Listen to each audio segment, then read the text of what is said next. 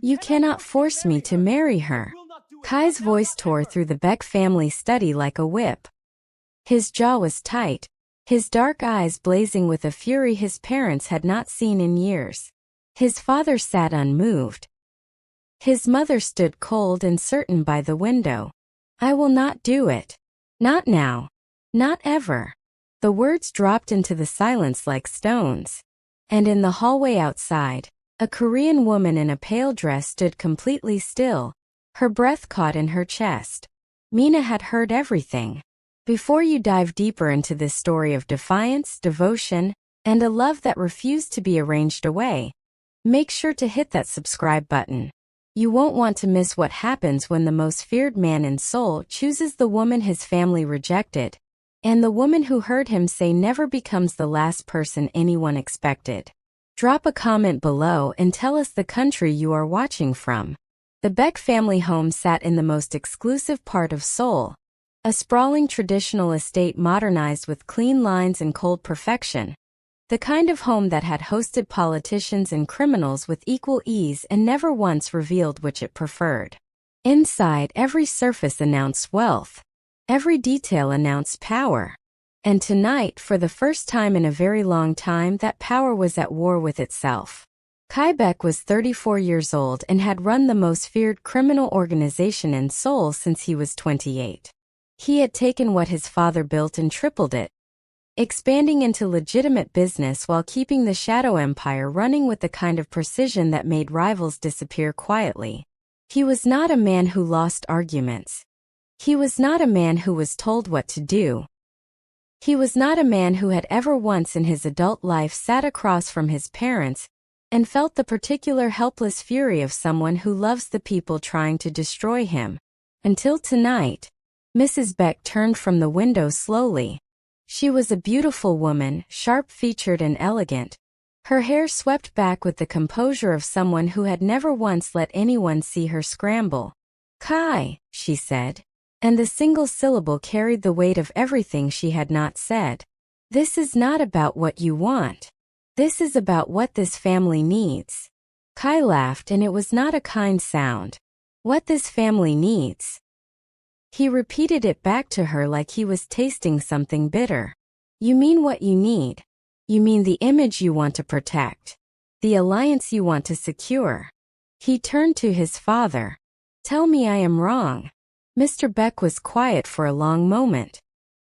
He was a man who had built an empire on the principle that silence was more powerful than speech, and he deployed it now with the practiced ease of someone who knew exactly how much it cost the other person.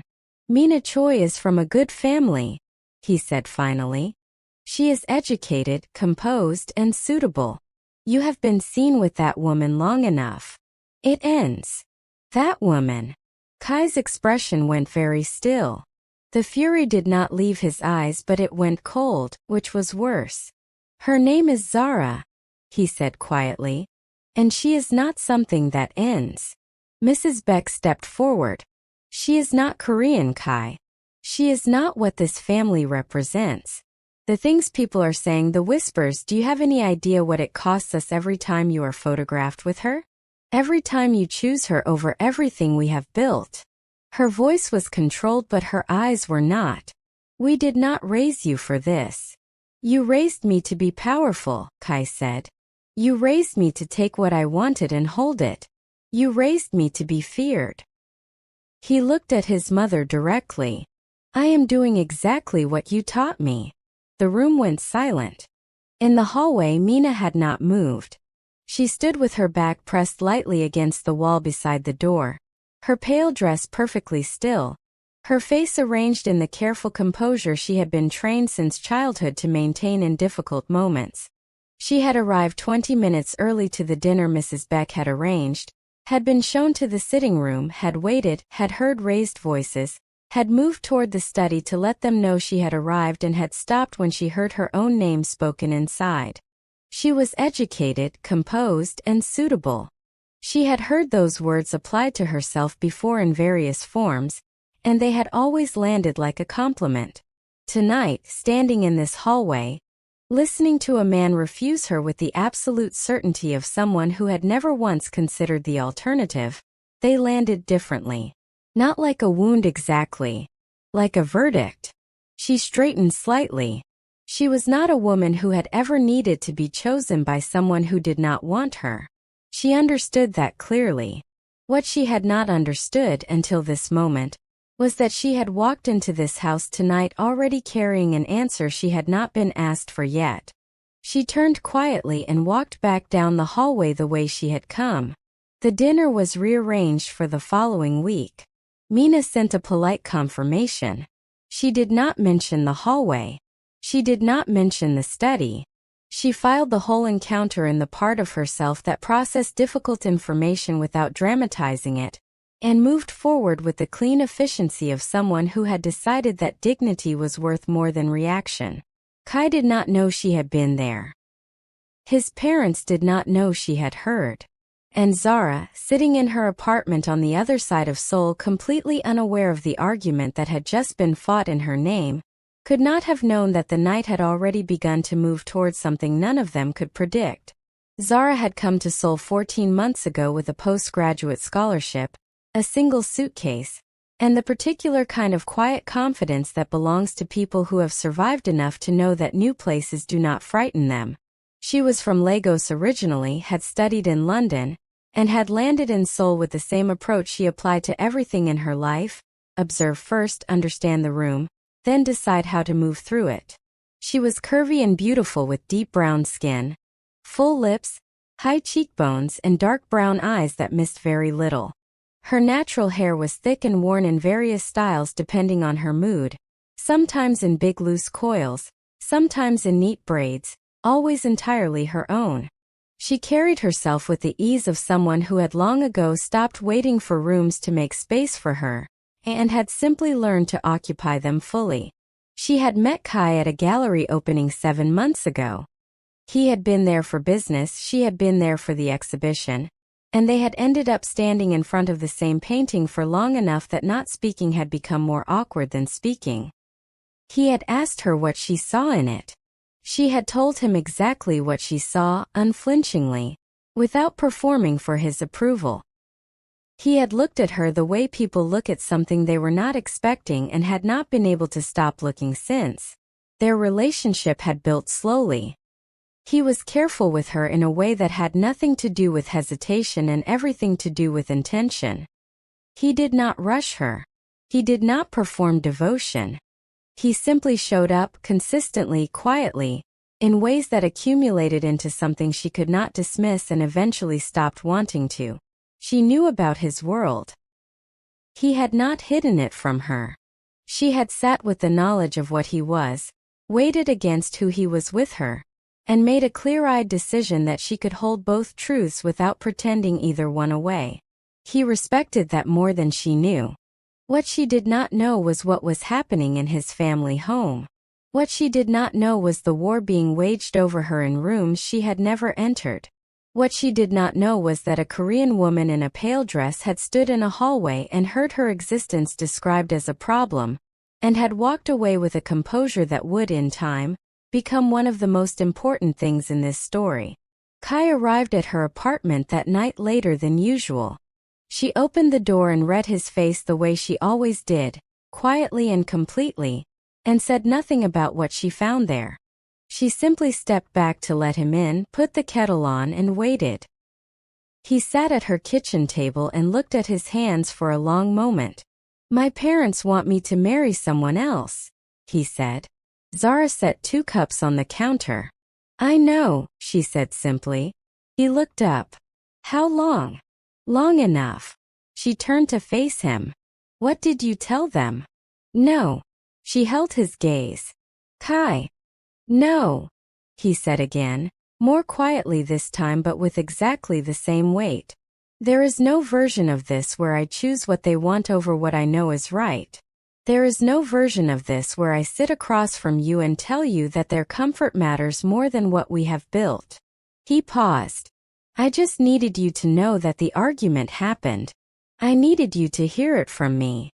Zara was quiet for a moment.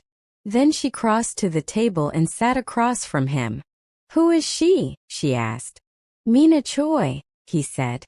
I have met her twice at family functions. She is from a good family.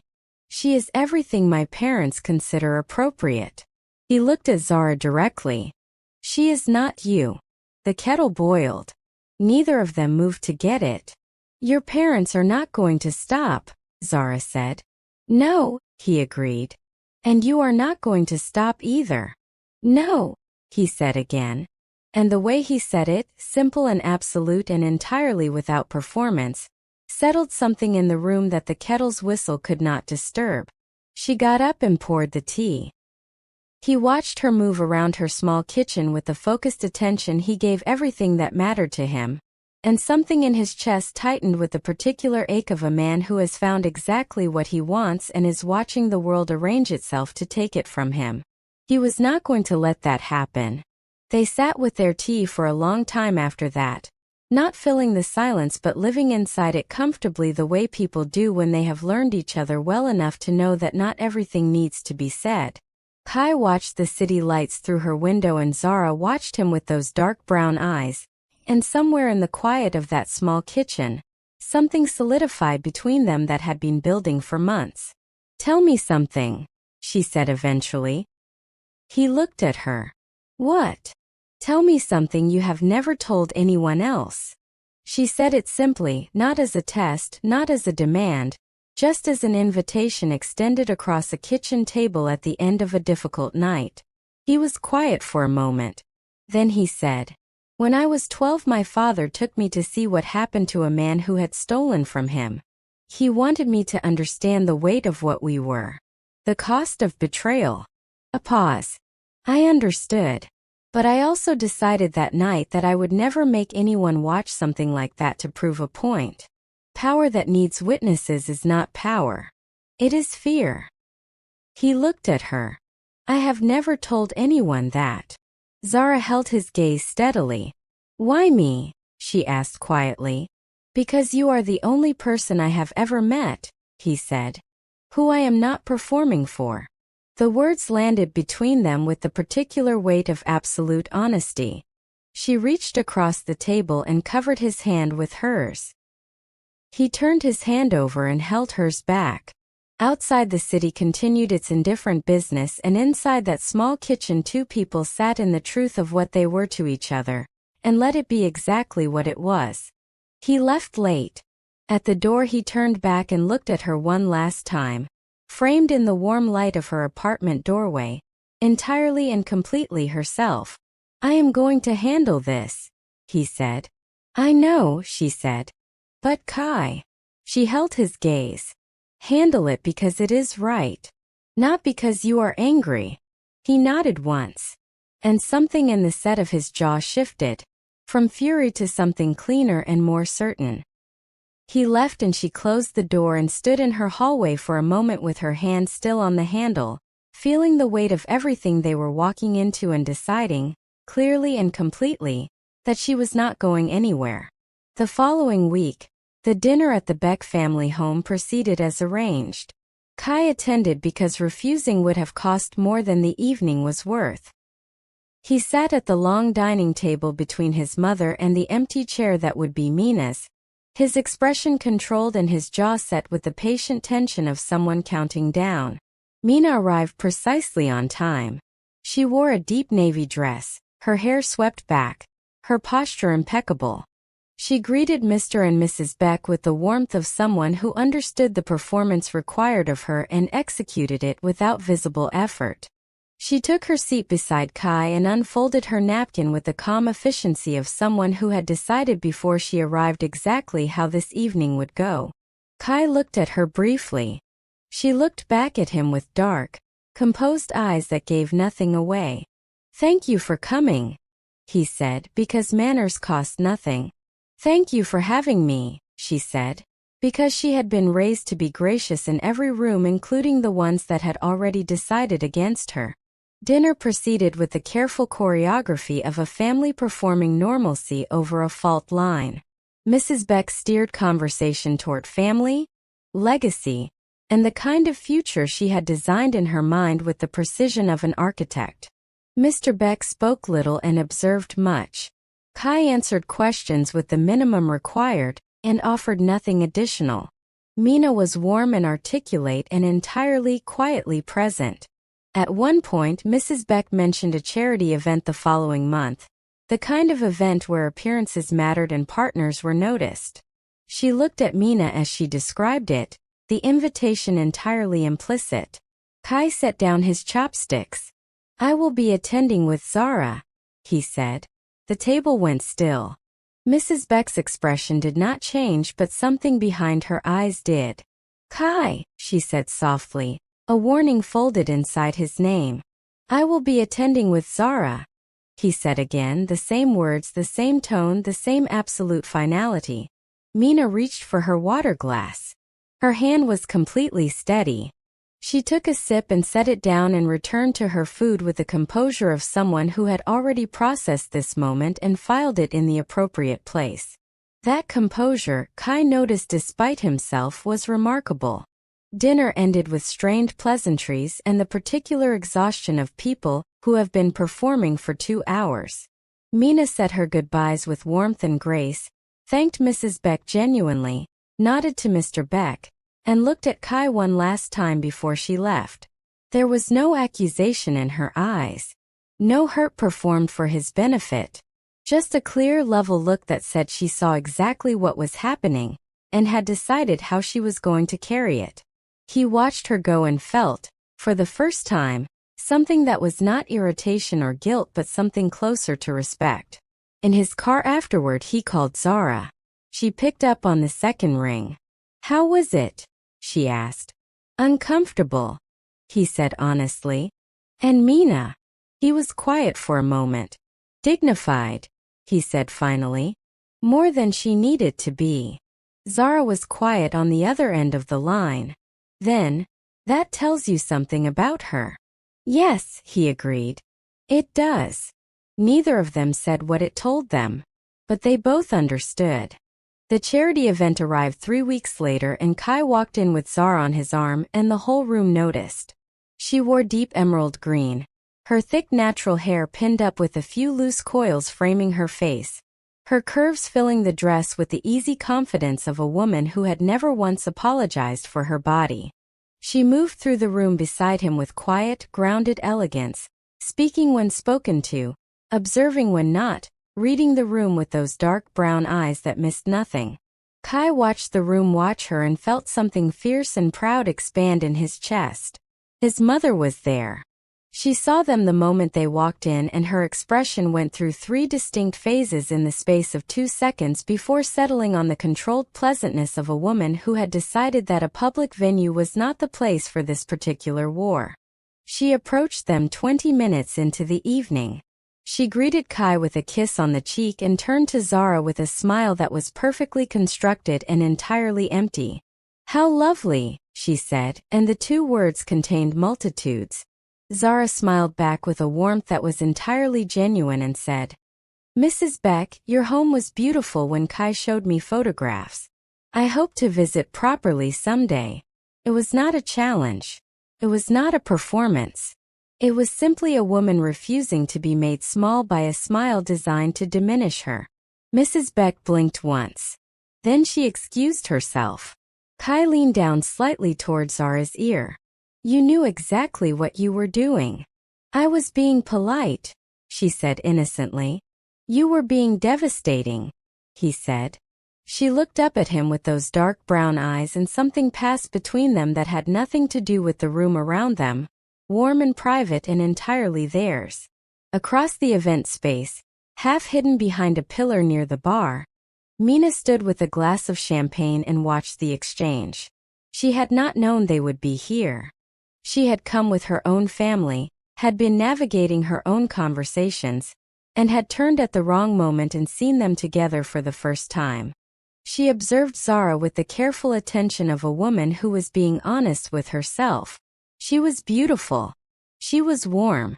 She moved through the room with a groundedness that had nothing to do with performance, and everything to do with knowing exactly who she was. And the way Kai looked at her, Mina had seen enough to know that the way Kai Baek looked at Zara was not something that could be argued with or arranged away. She took a sip of her champagne. She had a decision to make about what kind of person she was going to be in this story. And standing there behind that pillar, watching a man look at a woman the way people only look at one person in their entire lives, Mina Choi made her decision quietly and completely. She was not going to be the villain. She finished her champagne and set the glass on a passing tray and straightened her dress and walked back into the room with her head high and her heart settled. She had her own life. She had her own worth. She had her own story that had nothing to do with a man who had never chosen her, and everything to do with who she decided to be in the moments that tested her. She greeted her family with a warm smile. She laughed at something her cousin said. She danced once, briefly, with an old family friend who had always made her feel entirely herself. And when she left the event that night, she felt not diminished but clarified. Like something that had been slightly out of focus had sharpened into a clean and honest image. She did not need to be chosen by Kai Baek. She needed to be the kind of woman who, when tested, chose grace. She had done that. It was enough. It was more than enough. If Kai and Zara are already living in your heart, you know what to do. Hit that like button, drop a comment telling us the moment Kai won you over completely, and share this story with someone who needs to believe that real love fights back. Do not forget to subscribe so you never miss what we bring next. We see every single comment and we are so grateful you are here with us. The war between Kai and his parents did not escalate loudly. It escalated the way the most dangerous things always do, quietly, methodically, through pressure applied in places designed to hurt without leaving visible marks. Mrs. Baek began with the business. She had always been involved in the legitimate side of the Baek empire, sitting on two boards, maintaining relationships with partners who valued her composure and her connections. She began having conversations with those partners, quiet conversations about stability and leadership and the importance of a man in Kai's position presenting the right image to the right people. Nothing explicit. Nothing that could be pointed to directly. Just the slow, deliberate withdrawal of support from someone who knew exactly how much her support was worth. Kai noticed within 2 weeks. He sat across from a business partner who was suddenly less warm, who hedged where he had previously committed, who mentioned optics in a context that had nothing to do with optics, and he understood exactly what had happened and who had made it happen. He called his mother that evening. "Stop," he said when she picked up. "I don't know what you mean," she said. "Yes, you do." A pause. "This is not going to work. None of it is going to work. I need you to understand that clearly so we can both stop wasting time." Mrs. Baek was quiet for a moment. When she spoke again, her voice had dropped the pretense entirely. "You are my son," she said. "Everything I have done, everything your father and I have built was for you. For your future. For what comes after us. And you are throwing it away for a woman who will never be accepted by the people whose acceptance matters." "Their acceptance does not matter to me," Kai said. "It will," she said. "When it costs you enough, it will." She hung up. Kai sat in the silence of his office and looked at the city through the floor-to-ceiling windows, and felt the particular weight of a man who loves his parents and is being forced to choose between that love and himself. He chose himself. He had known he would. But the cost of it was real, and he did not pretend otherwise. Zara noticed the tension building around him the way she noticed everything, quietly and completely, without making it a performance. She asked him once, directly, whether he wanted her to step back, to give him space to manage his family without her presence complicating it. He had looked at her with an expression that made the question feel almost offensive. "No," he said simply. "Never ask me that again." She nodded once and never asked again. What she did instead was begin to understand his world more deliberately. She asked questions about the business, the legitimate side, the structures and relationships and pressure points. She attended 2 more events with him, each time more grounded, each time more fluent in the language of the rooms they entered. She was not performing. She was learning. And the difference was visible to anyone paying attention. Kai watched her and felt something that went beyond devotion, something closer to awe. The danger arrived on a Tuesday without warning. Kai was in a meeting when his phone lit up with a message from his head of security. 3 words. Zara. Followed. Now. He was out of his chair before the sentence was finished, his expression going flat and cold with the particular focus of a man whose world has just narrowed to a single point. Zara had been followed from her university to a coffee shop 3 blocks away. 2 men, professionally done, the kind of surveillance that belonged to people who knew what they were doing. His security had picked it up on the 3rd rotation and had 2 men on the ground already. Kai called her. She picked up on the 1st ring. "I need you to stay exactly where you are," he said, his voice even. "Do not leave the coffee shop. Do not go outside. My men are already there." A beat of silence. "How many?" she asked. "2 following you. 2 of mine already in position." Another beat. "Should I be frightened?" "No," he said. "But I need you to trust me right now." "I trust you," she said simply.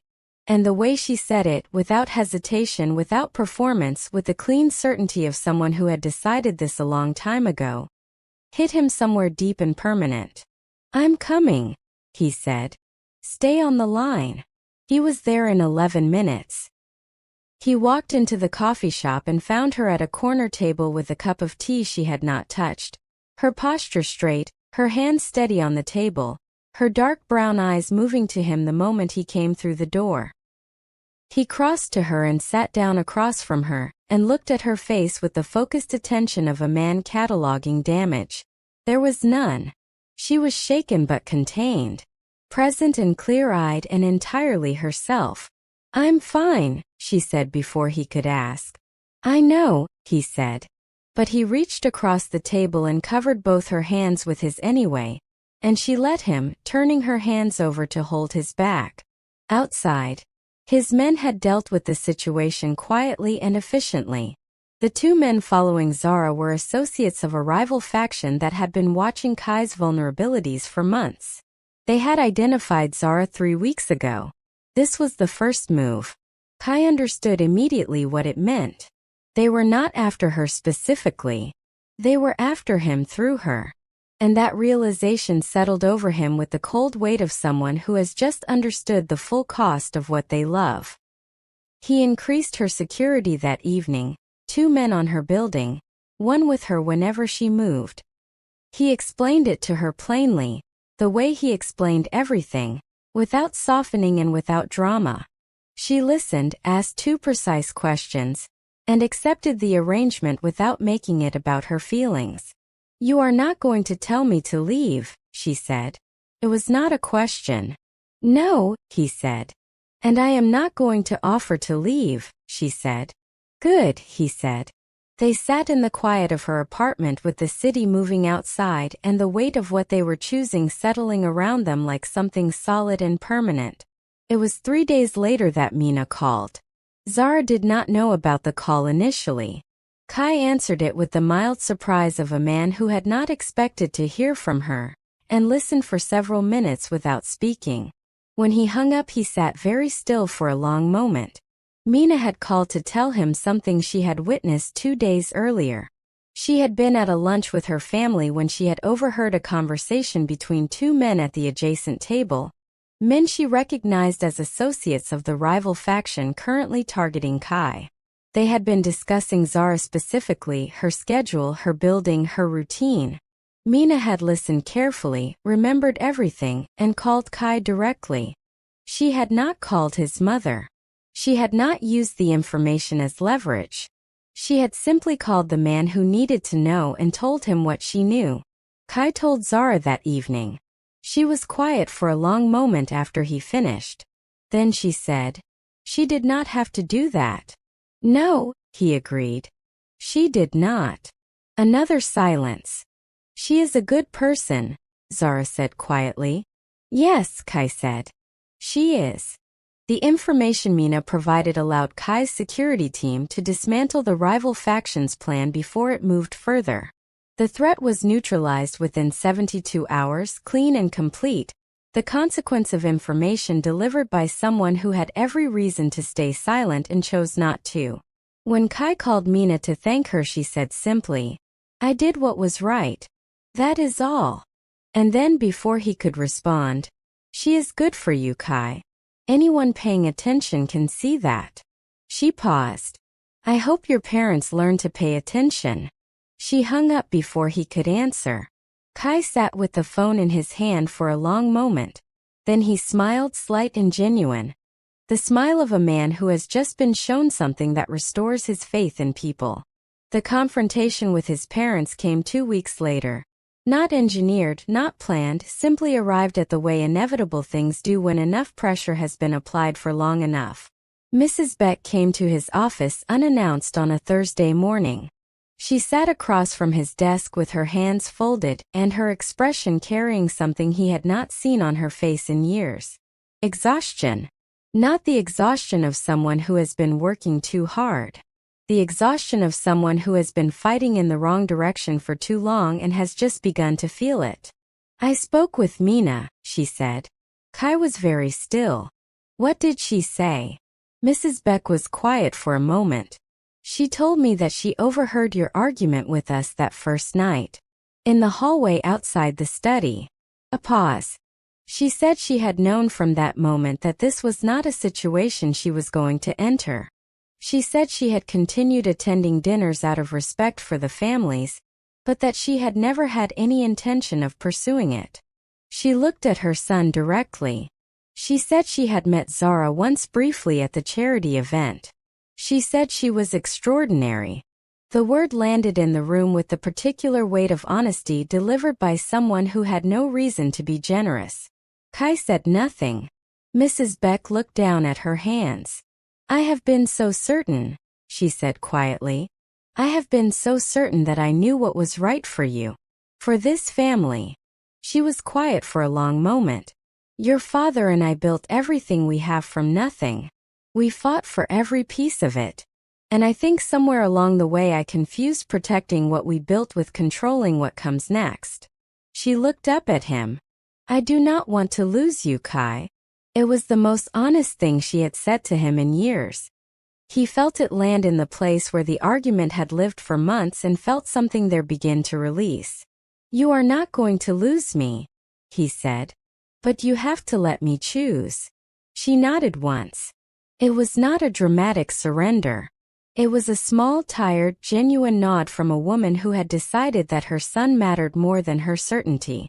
Mr. Baek came to him that evening. He said less, as he always did. He sat across from Kai in his study and looked at him for a long moment and then said, "Bring her to dinner. Properly this time." He stood up to leave and then paused. "Your mother is not wrong that she was trying to protect you. She is wrong about what you need protection from." He left without saying anything else. It was, from Mr. Baek, an enormous amount. The day before the Sunday dinner, Mrs. Baek called Zara directly. Kai did not know about the call until afterward. Zara mentioned it quietly that evening. Her expression thoughtful and carefully honest. "She called me," Zara said. Kai went very still. "What did she say?" "She asked if she could speak with me for a few minutes." Zara set down her tea. "She said she owed me an apology. Not for having opinions, but for acting on them in ways that were unkind without ever having tried to know me." She paused. She said she had spent 30 years protecting a version of this family that she had built in her mind, and that somewhere in that process she had forgotten to ask her son what his version looked like. Kai was quiet. "She was not easy about it," Zara continued. "It was not a smooth apology. She stumbled over parts of it. She went back and corrected herself twice." A small pause. "That is how I knew she meant it. People who perform apologies do not stumble. They rehearse." She looked at Kai steadily. "She is going to try. I can feel the difference between someone trying and someone performing.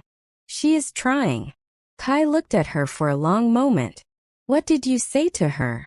Zara was quiet for a beat. Then she said, I said that I was not asking her to understand everything immediately. I was asking her to be honest. That if she was honest I could work with anything. She met his eyes.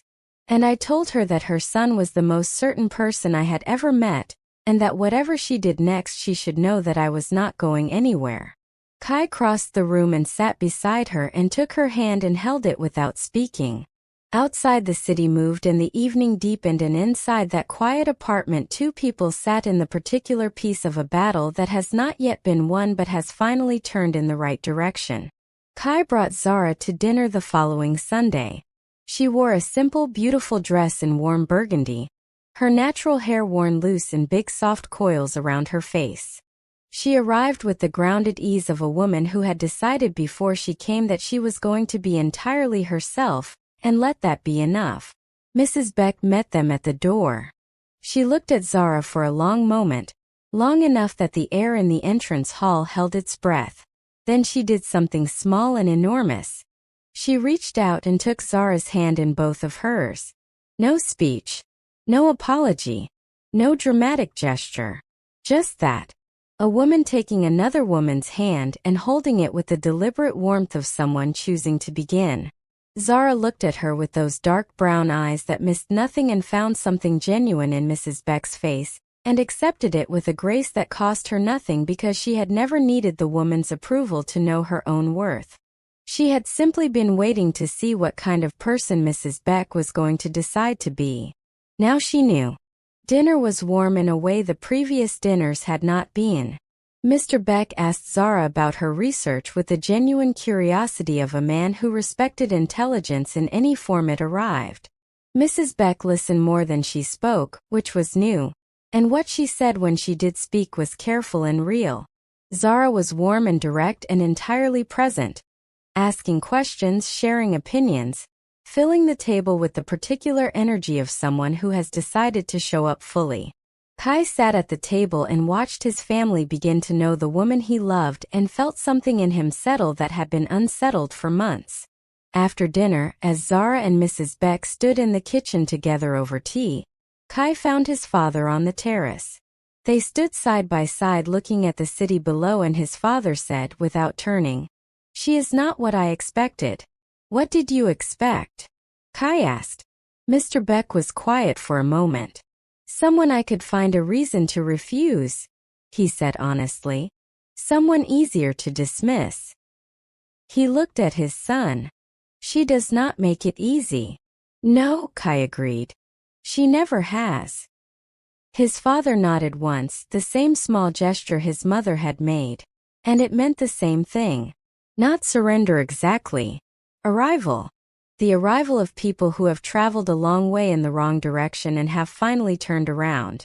3 weeks later, on a quiet evening when the city was doing what cities do and the rest of the world was entirely absorbed in its own concerns, Kai took Zara to the rooftop of his building. There were no string lights, no elaborate setup, no performance. Just the city below them and the open sky above, and the two of them standing in the space they had built together out of honesty and stubbornness and the particular kind of love that does not ask permission. He turned to face her. She looked back at him with those dark brown eyes, reading him the way she always did, quietly and completely. "I want to ask you something," he said. "I know," she said. "You always know," he said. "Ask anyway," she said. He reached into his jacket and brought out a ring. Simple, perfect, chosen with the attention of a man who had been paying close attention for a long time. He held it between them in the open air of the rooftop with the city glittering in every direction and said, "Zara, I fought my entire world for you. Not because you needed me to. Because you were worth every single moment of it. And I want to keep choosing you. Every day. For the rest of my life. Will you let me?" She looked at the ring for one long moment. Then she looked at him. "Yes," she said. Simply, completely, without performance. "Yes." He slid the ring onto her finger and she pulled him toward her, and they stood on that rooftop above the city that had tried in various ways to separate them and held on to each other with the quiet, unshakable certainty of people who have been tested and have not broken. Below them Seoul moved and breathed and went entirely about its business. The following morning, Kai's phone showed a single message from Mina. No greeting. No explanation. Just 3 words. She deserves you. He read it twice. Then he set the phone down and looked across the room at Zara, who was standing at the window with her coffee, the ring catching the morning light, her thick natural hair loose around her face, entirely and completely herself. He thought about the hallway she had never stood in, the argument she had never heard, the war that had been fought in her name before she even knew it was happening. He thought about everything it had cost and everything it had built and the woman standing at his window, who had never once asked him to fight for her, but had quietly, steadily, been worth every single moment of it. He picked up his coffee. He crossed to the window. He stood beside her and she leaned into him slightly without turning from the view, the easy unconscious lean of someone who has found their place and stopped looking. Outside the city glittered and hummed and went about its business entirely unaware that on a high floor above its streets a man had fought his entire world and won, and a woman who had never needed saving had let herself be chosen anyway. And that was everything. If this story moved you, if Kai and Zara made your heart feel something, smash that like button, subscribe and drop a comment below. Tell us what was the moment you knew Kai was going to choose Zara no matter what. Tell us what you thought of Mina. Tell us everything. We read every single comment and we are so grateful you are here. Thank you for watching and we will see you in the next story.